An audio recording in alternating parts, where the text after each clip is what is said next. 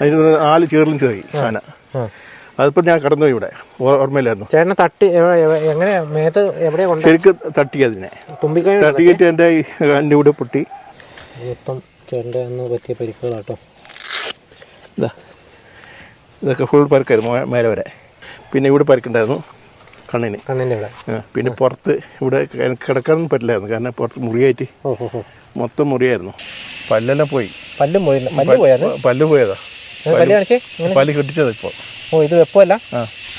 ഒന്ന് ഒരു കാഴ്ച. ഓ, ഈ പല്ല് മൊത്തം പോയി. ഓ, എൻ്റെ അമ്മ. എൻ്റെ അറിവിൽ എനിക്ക് 65 വയസ്സ് ആന ഇറങ്ങിയത് ഈ കണ്ടത്തിൽ. എനിക്ക് അറിവിൽ ഈ കണ്ട ഇങ്ങനെ തന്നെ ഉണ്ട്. അത് കണ്ട മൊത്തം അതിൽ ആന ഇറങ്ങി കഴിഞ്ഞ വർഷം അല്ലേ.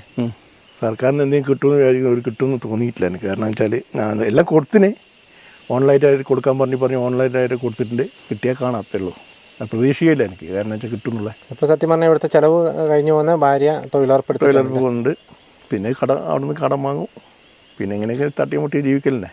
വേനൽക്കാലത്ത് കുറവാ, ഈ മഴക്കാലത്ത് ചക്കര സീസണിലാണ് വരും. ആന നടന്നു വരുന്ന വഴിയാണ് ഈ കാണുന്നത്. ഇവിടെ എത്തുമ്പോഴത്തെ ആന വെച്ചു. അപ്പോൾ എൻ്റെ ടോർച്ച് അങ്ങോട്ട് പോയി. അതാ ടോർച്ച് പൊട്ടീൻ്റെ ഇത് കണ്ടോ. ടോർച്ച് അങ്ങോട്ട് പോയി, ഞാനിവിടെ കിടന്നു. പാടത്തിൻ്റെ അങ്ങോട്ട് പോയതാ. രണ്ടാം തീ കത്തിക്കാൻ വേണ്ടി പോയതാ ടോർച്ച് എടുത്തിട്ട്. അത് ഇങ്ങോട്ട് വന്നപ്പോൾ കുഴപ്പമില്ലായിരുന്നു. 7 മണിയാകുമ്പോൾ ആന അവിടെ നിന്നത് ഞാൻ കണ്ടില്ല. ഞാനങ്ങ് പോയി ഈ വെളിച്ചത്തിൽ, അതായത് അവിടെ ലൈറ്റ് ഇട്ടുണ്ട്. ആ ലൈറ്റ് വെളിച്ചത്തിൽ ടോർച്ച് എടുത്തിട്ടായിരുന്നു, പിടിച്ചിട്ടുണ്ട്. കാര്യം വെളിച്ചുണ്ടല്ലോ, അതുകൊണ്ട് ടോർച്ച് ഇല്ല, അടിച്ചു നോക്കിയില്ല. നമസ്കാരം. വയനാട് ജില്ല എന്ന് പറയുമ്പോൾ നമ്മളിപ്പോൾ ഈ അടുത്തായിട്ട് നമ്മൾ ഏറ്റവും കൂടുതൽ കണ്ടുകൊണ്ടിരിക്കുന്നത് ചൂരൽമലയിലുണ്ടായ ആ വലിയ മഹാദുരന്തമാണല്ലേ. എന്നാൽ വയനാടിനെ സംബന്ധിച്ച് വയനാട്ടിൽ സ്ഥിരമായിട്ട് നടക്കുന്ന ഒരു ദുരന്തത്തിന് സമാനമായിട്ടുള്ള ഒരു വലിയ പ്രശ്നം തന്നെയാണ് വന്യമൃഗ പ്രശ്നം എന്ന് പറയുന്നത്. ഒത്തിരി അധികം ജനങ്ങൾ ഈ ഒരു പ്രശ്നം കാരണം ബുദ്ധിമുട്ട് നേരിടുന്നുണ്ട്.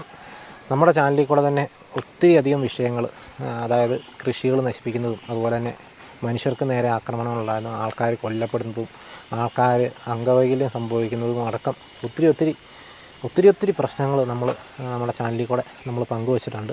അതുപോലെ ഒരു വിഷയമാണ് നമ്മളിന്ന് കാണാനായിട്ട് പോകുന്നത്. അതായത് കുറച്ച് നാളുകൾക്ക് മുന്നേ കഴിഞ്ഞ ഡിസംബറിൽ കാട്ടാനയുടെ ആക്രമണത്തിൽ നല്ല രീതിയിൽ പരിക്ക് പറ്റിയ ഒരാളെയാണ് നമ്മൾ കാണാനായിട്ട് പോകുന്നത്. അദ്ദേഹത്തിന് ഇപ്പോഴും അദ്ദേഹത്തിൻ്റെ കാര്യങ്ങളൊന്നും ശരിയായിട്ടില്ല. ആ പരിക്കിൻ്റെ ബുദ്ധിമുട്ടുകൾ ഇപ്പോഴും അദ്ദേഹത്തിനുണ്ട്. നമുക്ക് ഏതായാലും ഇന്ന് അദ്ദേഹത്തോട് നമുക്ക് നേരിട്ട് കണ്ട് ആ കാര്യങ്ങളൊക്കെ ഒന്ന് ചോദിച്ചറിയാം. കാരണം ആ സംഭവം നേരിട്ട് അനുഭവിച്ച ഒരാൾ അദ്ദേഹം ആയതുകൊണ്ട് തന്നെ ഞാനിപ്പോൾ അതിനെക്കുറിച്ച് പറയുന്നതുകൊണ്ട് വലിയ അർത്ഥമില്ല. അപ്പോൾ അദ്ദേഹത്തിനോട് നമ്മൾ നേരിട്ട് കണ്ട് കാര്യങ്ങൾ ചോദിച്ച് നമുക്ക് ആ ഒരു ആ ഒരു അപകടത്തിൻ്റെ വ്യാപ്തിയൊക്കെ ഒന്ന് മനസ്സിലാക്കാം. നമ്മളിപ്പോൾ ഉള്ളത് വയനാട് ജില്ലയിലെ തിരുനെല്ലി അപ്പപ്പാറ എന്ന് പറയുന്ന സ്ഥലത്താണ്. ഇപ്പോൾ സുബ്രഹ്മണ്യൻ എന്ന് പറയുന്ന ഒരു ചേട്ടനാണ്. അപ്പോൾ അദ്ദേഹത്തിനെ നമുക്കൊന്ന് നേരിട്ട് പോയി കാണാം.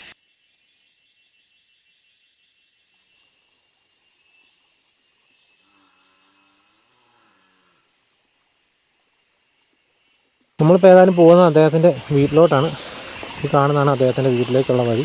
ഒരു ഗ്രാമപ്രദേശമാണ് അപ്പപ്പാറ എന്ന് പറയുന്നത്. നമ്മൾ 2 ദിവസങ്ങൾക്ക് മുന്നേ നമ്മളൊരു എപ്പിസോഡിൽ നമ്മൾ കണ്ടിരുന്ന ഒരു ചേട്ടനെയും ചേച്ചിയും ഇതേപോലെ ആന ആക്രമിച്ചതും അവരുടെ സ്കൂട്ടറൊക്കെ വലിച്ചെറിഞ്ഞതും അവർ തലനാരിഴയ്ക്ക് രക്ഷപ്പെട്ട ആ ഒരു സംഭവമൊക്കെ നമ്മൾ കണ്ടതാണ്. നമ്മളിപ്പോൾ ഈ അപകടം പറ്റിയ ചേട്ടൻ്റെ അടുത്തേക്കാണ് പോയിക്കൊണ്ടിരിക്കുന്നത്. ഇതാണ് ആ ചേട്ടൻ്റെ വീട്. ഇതാണ് ആ ചേട്ടൻ്റെ വീട്. ഇതാണ് ചേട്ടൻ. നമുക്ക് ചേട്ടൻ്റെ പേരെങ്ങനെയാണ്? എൻ്റെ പേര് സുബ്രഹ്മണ്യൻ. ചേട്ടാ, ശരിക്കും എന്നാ ഈ സംഭവം ഉണ്ടായേ? ഡിസംബർ 7-ാം തീയതി വൈകുന്നേരം 7 മണിക്ക്, അതായത് 2023. ചേട്ടൻ അപ്പം എന്താ ചെയ്തുകൊണ്ടിരുന്നത് ശരിക്കും? ഞാൻ കടയിൽ പൂട്ടി വന്നിട്ട് വീട്ടിലിരിക്കുകയായിരുന്നു. കട നടത്തുന്നുണ്ട്? കട നടത്തുന്ന ചായക്കട. അതെവിടെയായിട്ടാ? അപ്പോൾ പോസ്റ്റ് ഓഫീസിൻ്റെ അടുത്ത്. ഇവിടുന്ന് എത്ര ദൂരം ഉണ്ട്? ഇവിടെ ഒരു 1.5 കിലോമീറ്റർ ഉണ്ട് പോസ്റ്റ് ഓഫീസിൻ്റെ അടുത്ത്. ആണല്ലേ? അത് വാടകയ്ക്കുള്ള കടയാ. ആണല്ലേ? അപ്പോൾ അവിടെ ചായക്കട നടത്തുന്നുണ്ടായിരുന്നു? എത്ര വർഷമായിട്ട് നടത്തുന്നത്? കുറേ വർഷമായി, ഒരു 10-12 വർഷമായി. ആണല്ലേ?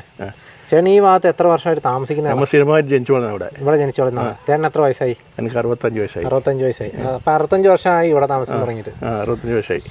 അപ്പോൾ ആ സംഭവം, ആ നടന്ന സംഭവം ഒന്ന് അന്ന് വൈകുന്നേരം ഞാൻ കട പൂട്ടിയിട്ട് നേരത്തെ വന്നു. ഞാനിന്ന് വൈഫ് തൊഴിലുറപ്പിന് പോകുന്നതാണ്. ചെറുക്കൻ ഇവിടെ ഇല്ലായിരുന്നു. ചെറുക്കൻ വണ്ടിയും കൊണ്ട് അങ്ങോട്ട് അവിടെ പോയി, ടൗണിലൂടെ പോയി.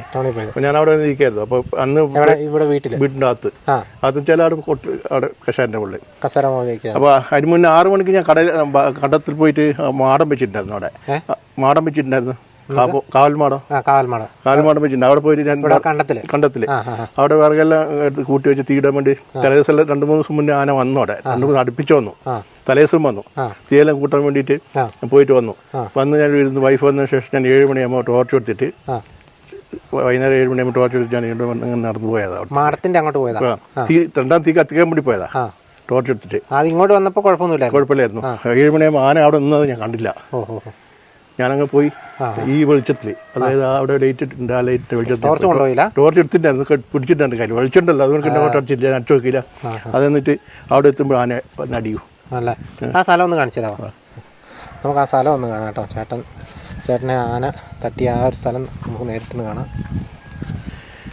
ഇതിൽ കൂടെ ഈ പറമ്പ് കണ്ടോ? ഇവിടെ എല്ലാം തോട്ടം കേട്ടോ. കാപ്പിത്തോട്ടല്ലേ ഇവിടെ കൂടുതൽ ബാക്കിൽ ഫോറസ്റ്റ്. ഇത് ഫോറസ്റ്റാണ്. ഇത് ഫോറസ്റ്റാണ്. അതിൻ്റെ ആ വേലി കണ്ടില്ല, അതിൻ്റെ അപ്പുറത്ത് ഫോറസ്റ്റാണ്. ഇവിടെ കമ്പി ഇട്ടുണ്ടോ? ഫോറസ്റ്റുകാരുണ്ട്. അത് വെറുതെ അല്ലേ? അതിനൊന്നും ഉണ്ടാവില്ല. പകൽ പോലും മാനം വരുന്നുണ്ട്. കറണ്ടില്ല? കറണ്ട് ഉണ്ട്. നമുക്ക് കറണ്ട് ഉണ്ട്. അതല്ല ഈ ഫെൻസിങ്ങിന് അത് ഫോറസ്റ്റുകാരല്ലേ. അവർ പിന്നെ അത്ര ഇതൊന്നും നോക്കാനൊന്നുമില്ല. അവർ അതിന് കാര്യമായിട്ട് ഇന്നൊന്നുമില്ല. പകൽ പോലും കൂട്ടങ്ങളായിട്ട് ഇറങ്ങും. ഇറങ്ങുന്നുണ്ട്. ആന രാത്രി ഇറങ്ങും. ഞാൻ നടന്ന് ഇവിടം വരെ എത്തി. ഇവിടം വരെ എത്തുമ്പോഴത്തേക്കും ഇവിടെ എത്തുമ്പോഴത്തേക്കും ആന എന്നെ അടിക്കും. ഇവിടെ എത്തുമ്പോഴത്തേക്ക് ആന അടിച്ചു. അപ്പോൾ എൻ്റെ ടോർച്ച് അങ്ങോട്ട് പോയി. അതാ ടോർച്ച് പൊട്ടീൻ്റെ ഇത് കണ്ടോ?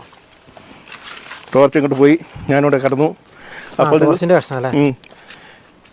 കഷ്ണം അത് കുറേ ടോർച്ചൊക്കെ ഉണ്ടായിരുന്നു അവിടെ. അതെടുത്ത് മാറ്റിയതാ. ടോർച്ച് ആന ചവിട്ടി പൊട്ടിച്ചാ?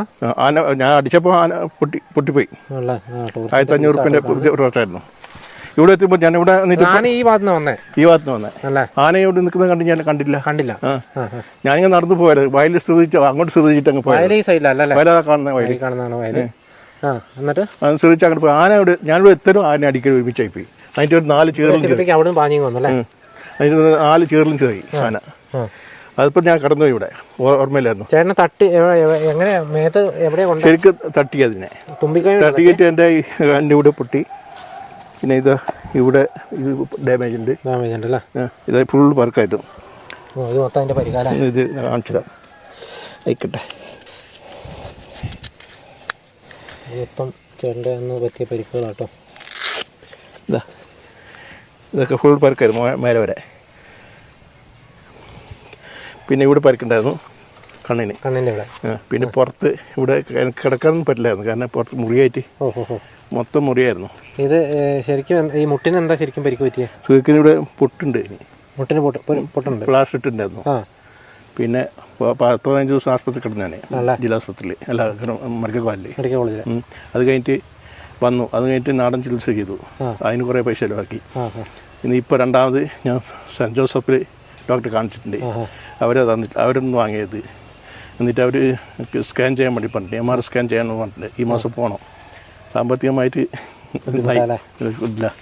അങ്ങനെ ആന എന്നെ ഇവിടെ തട്ടി. അപ്പോഴത്തേക്കും ചേട്ടനെ തുമ്പിക്കൊണ്ട് തട്ടിയിടുവാ. ശരിക്കും തട്ടിയാ. പിന്നെ ഓർമ്മയില്ല എനിക്ക്. ബോധം പോയി. അപ്പോൾ വൈഫെല്ലാം ഓടി. അവരുടെ നാട്ടുകാരൻ വിളിച്ചപ്പോൾ, എത്തിപ്പിലേക്ക് വിളിച്ചപ്പോൾ അവർ ഓടി വന്നപ്പോൾ അവർ വന്നിട്ട് എനിക്ക് വെള്ളം തന്നെ. അത് അപ്പോഴേ ഓർമ്മ വന്നു എനിക്ക്. അപ്പോൾ ആന അവിടെ നിൽക്കുന്നുണ്ടായാൽ പറ്റും. ആന 4 ചീറൽ ചേറി. അപ്പോൾ അവിടെ ആന അവർ വരുമ്പോൾ ലത്തീഫ് പെണ്ണുങ്ങളൊക്കെ വരുമ്പോൾ അവിടെ ആന നിൽക്കുന്നുണ്ടായിരുന്നു. ലത്തീഫ് എന്ന് പറഞ്ഞാൽ അന്ന് കണ്ടില്ലേ? നമ്മൾ തൊട്ട് മുന്നത്തെ എപ്പിസോഡിൽ ആന ബൈക്ക് തട്ടിയ ആ ഒരു എപ്പിസോഡിലുള്ള ആ 2 പേരാട്ടോ. അവരാണ് ലത്തീഫ് വൈഫ്. അപ്പോൾ അവരോടി വന്നല്ലേ? അവരുടെ വീട് ഇവിടെ തൊട്ടടുത്താണല്ലോ അല്ലേ? അവരുടെ വീട് ഇവിടെ തൊട്ടടുത്ത് തന്നെ കേട്ടോ. എന്നിട്ട് അവർ വന്ന് പിന്നെ എല്ലാം ഫോൺ ചെയ്തു. പിന്നെ എല്ലാം അപ്പപ്പാറുള്ള ടാക്സി ഡ്രൈവർമാരും ഒരു ബന്ധക്കാരെല്ലാം കൂടി വന്നു, വണ്ടി എടുത്ത് വന്നു. അപ്പം നോക്കുമ്പോൾ ആംബുലൻസില്ല. ഫോറസ്റ്റുകാരെല്ലാം വന്ന് പിന്നെ ജീപ്പിൽ കൊണ്ടുപോയി മാന്തടി കൊണ്ട് അഡ്മിറ്റാക്കി. ഇത് ശരിക്കും ആന കയറി ചവിട്ടുവാണ്? ചവിട്ടിയിട്ടില്ല, അടിക്കുക ചെയ്തേ കമ്പി കൊണ്ട്. ചവിട്ടിയിട്ട് ഞാൻ വാക്കില്ലല്ലോ. അപ്പോൾ വീണ് പോയി ഞാനിവിടെ. ഈ ചരലല്ല, ഇപ്പം മഴ പെയ്തിട്ട് ഇങ്ങനെ ആയതില്ല. എന്നിട്ട് ആന തട്ടിയിട്ട് കുറച്ചേരം നിന്നു. ആന ഇവിടെ തന്നെ എനിക്ക് കണ്ണു തുറന്നപ്പോൾ ആന തന്നെ ഉണ്ട്. അവർ വരുമ്പോൾ ഉണ്ട് ആന. അവരൊന്ന് ഒച്ചപ്പാടാക്കിയപ്പോഴാണ് ആനകൾ കയറിപ്പോയത്. അത് തലേദിവസം രാവിലെ 8 മണിക്ക് പിന്നെ കണ്ടത്തിൽ വന്നിരുന്നു തലേദിവസം. അതുകൊണ്ട് നേരത്തെ വരുമെന്നുള്ള കണ്ടീഷനിൽ ഞാൻ പോയതാ. അത് 7 മണിക്ക് പിന്നെ പിറ്റേ ദിവസം 7 മണിക്ക് വന്നു.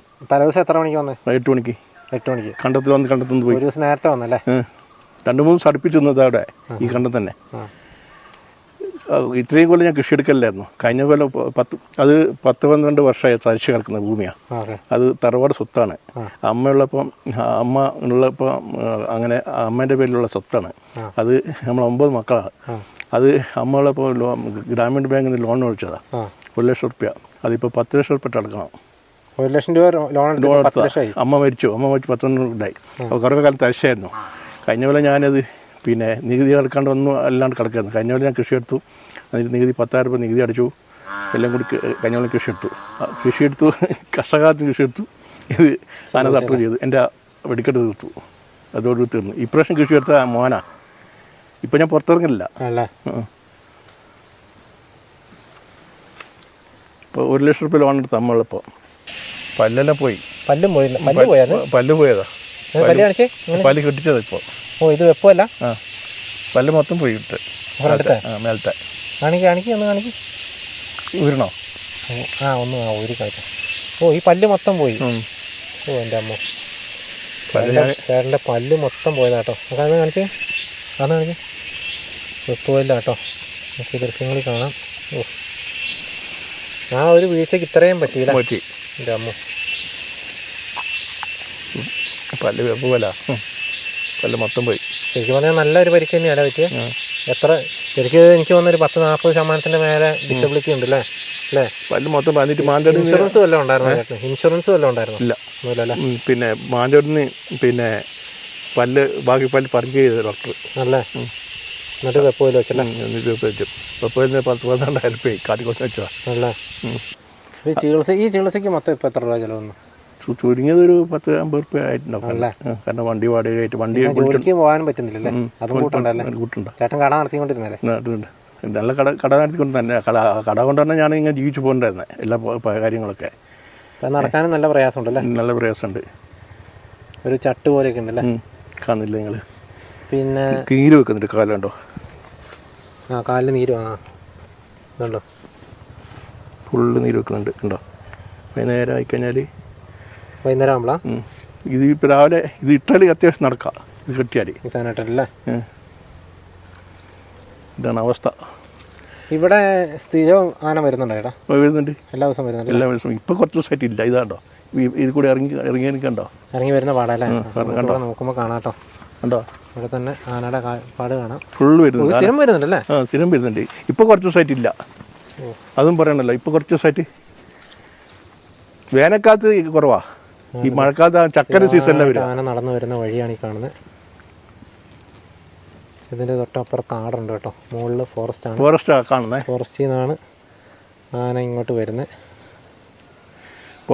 ആന വന്നു കഴിഞ്ഞാൽ ഞാൻ ഫോറസ്റ്റുകാരെ വിളിക്കും. അവർ വന്നിട്ട് ഒച്ചപ്പാടുണ്ടാക്കിയിട്ട് പറഞ്ഞു വിടും. അല്ല ചേട്ടൻ ഈ ശരിക്കും ഈ ഇവിടെ സ്ഥലത്ത് താമസിക്കാൻ തുടങ്ങിയിട്ട് ഇപ്പം 65 വർഷമായില്ലേ? നമ്മൾ സ്ഥലത്തിന് പട്ടയമുള്ള സ്ഥലമല്ലേ? അതെ, ജന്മഭൂമിയാണ് അല്ലേ? 1 ഏക്കർ ജന്മഭൂമിയും 1 ഏക്കർ വൈഫിൻ്റെ പേരിലുള്ള ഭൂമി, റവന്യൂ ഭൂമി, പട്ടയുള്ള ഭൂമിയാണ്. ആണല്ലേ? അപ്പോൾ ഇത് ഒരിക്കലും കാട് കയ്യേറിയാന്നൊന്നും പറയാൻ അല്ലല്ല. അത് ജണ്ട ഉണ്ടല്ലോ ഫുള്ള്. അവർ വന്നിട്ട് എല്ലാ ലൈനുണ്ടല്ലോ.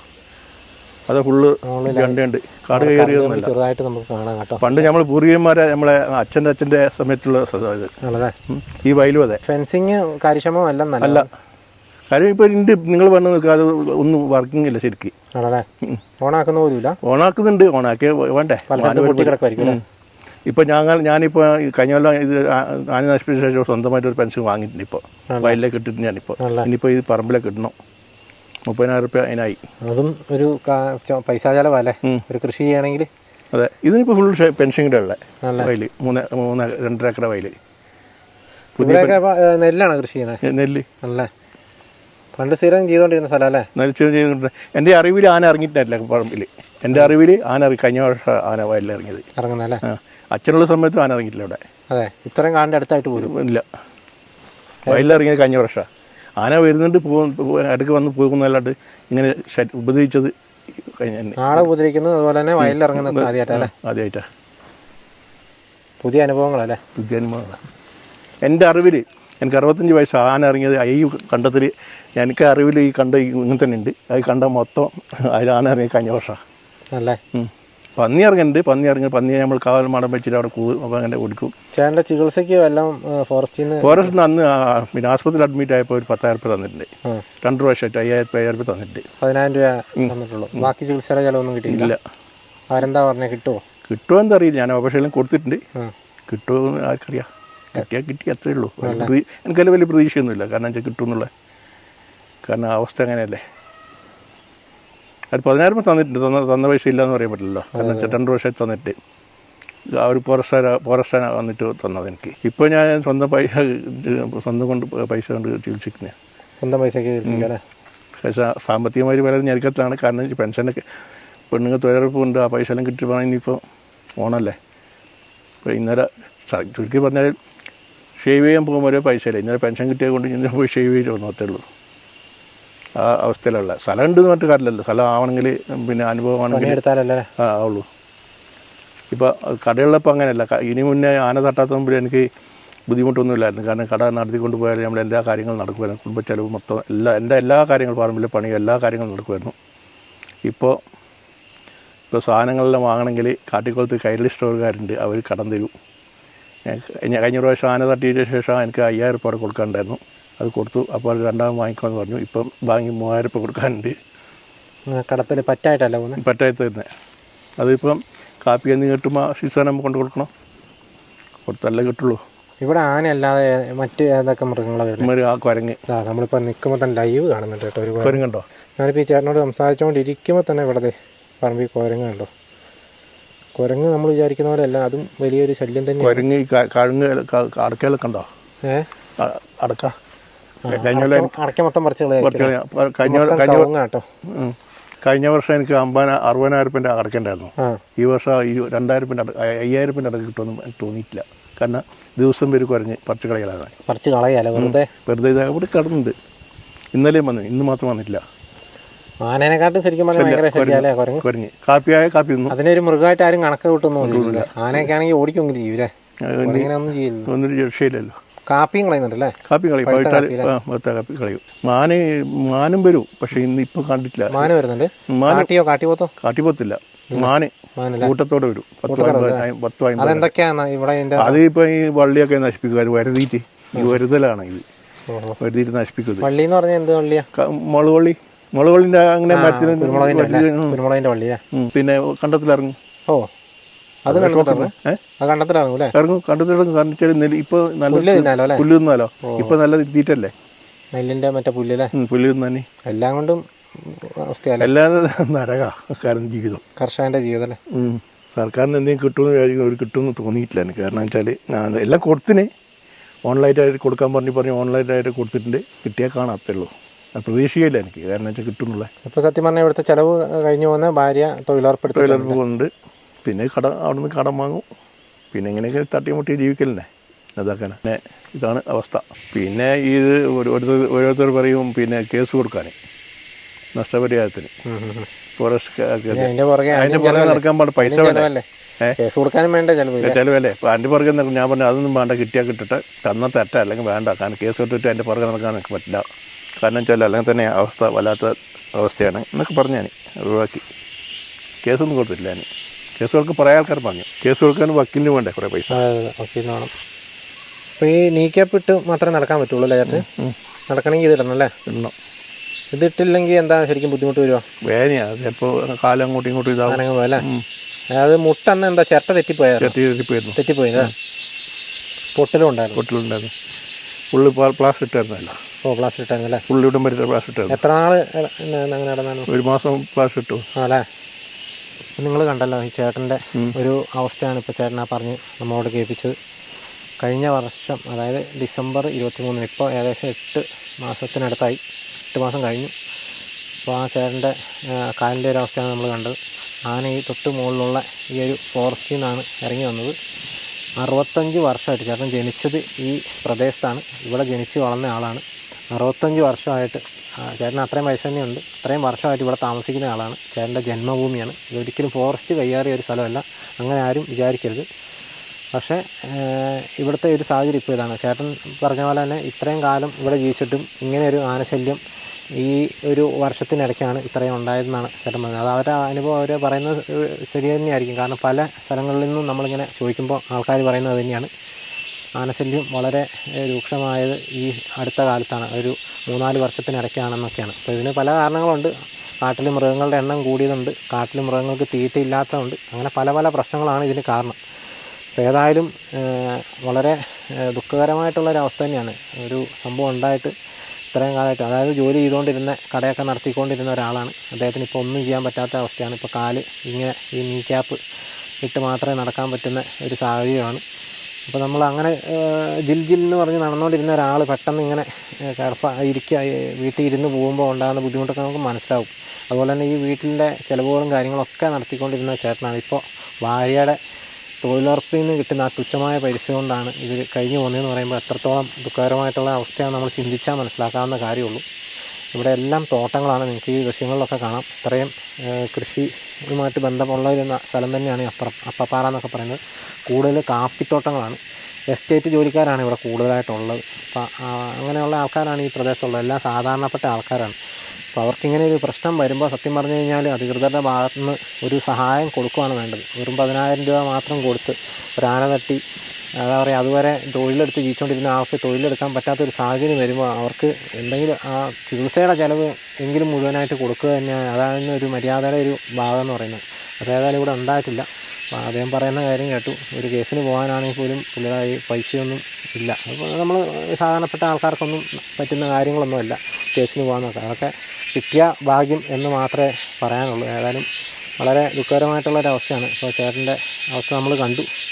ഇതേപോലെ ഒത്തിരി ആൾക്കാർ ഈ അപ്പപ്പാറ മാത്രമല്ല, തിരുനെല്ലിയും തോൽപ്പെട്ടിയും വയനാടിൻ്റെ പല ഭാഗങ്ങളിലും ഇതുപോലെ കാട്ടുമൃഗങ്ങളുടെ ആക്രമണങ്ങളിൽ ബുദ്ധിമുട്ട് അനുഭവിക്കുന്നവരുണ്ട്. നമ്മൾ ഒത്തിരി എപ്പിസോഡുകളിൽ ഇത് കണ്ടു കഴിഞ്ഞു. ഒത്തിരി ആൾക്കാരുടെ അനുഭവങ്ങൾ നമ്മൾ കണ്ടു കഴിഞ്ഞു. ഇതുപോലെയുള്ള അനുഭവങ്ങൾ ഇനിയും ഇങ്ങനെ തുടർന്നുകൊണ്ടിരിക്കുകയാണ്. ഒരു അവസാനമില്ല ഇതിനൊന്നും.